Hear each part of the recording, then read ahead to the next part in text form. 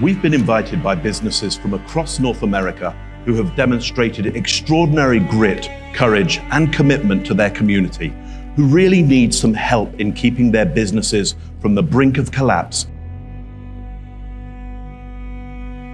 So together, we're traveling across the continent, virtually and in person locally, to help transform and revive these businesses, not just for the business owner, not just for their industry, but for their community.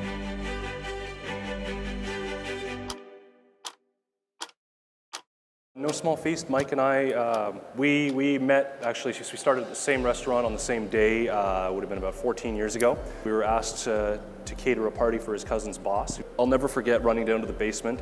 Mike and I just kind of looked at each other. We high-fived, and we had that feeling of elation, you know, getting that entrepreneurial spark. Dragonfly Meeting Solutions is a conference, meeting, live event, incentive travel, logistics management company.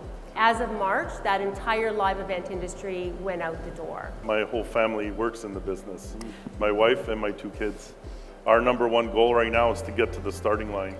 Like, to make it through this, when things reopen, we'll be ready, whatever that looks like. But, you know, the idea of going down or without a fight is not an option. Are you ready for some tough love? Bring it. We encounter this with clients all the time.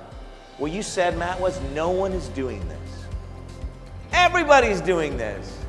Don't get wrapped up in your own stuff. Do you know how many options we have at home for meals right now? Failure is not an option. So we hear that it's a romanticized notion.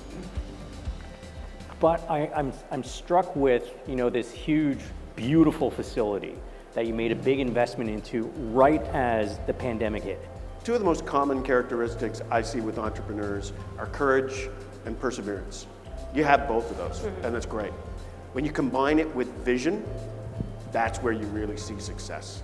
At a time when communication is so critical, you have an easy out there, which is to say, okay, you're going to address your entire organization at a really critical time to deliver a really important message, and what happens?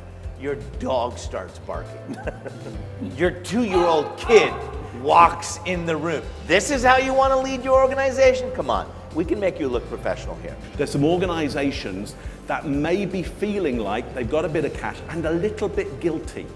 I would be going to them and going, how about taking some of that money and feeding some hospitals instantly? Where do I find affluent, guilty people? Alison Schaefer, she's right here. Well, look, my guess is that you have clients and customers who you worked with before, and they've got to be your first step. So are they them, or who do they know who are them? All right, I think that is a lot of food for thought for our business owners. I'm sure you hear that all the time. First time. Thank you to our experts, and thank you to Matt and Mike. Between the last discussion and today, I think we've really narrowed it down to a few key elements. I need to let go of what was, and I need to embrace what our new business model is going to be in the future. This has just been an amazing process, though.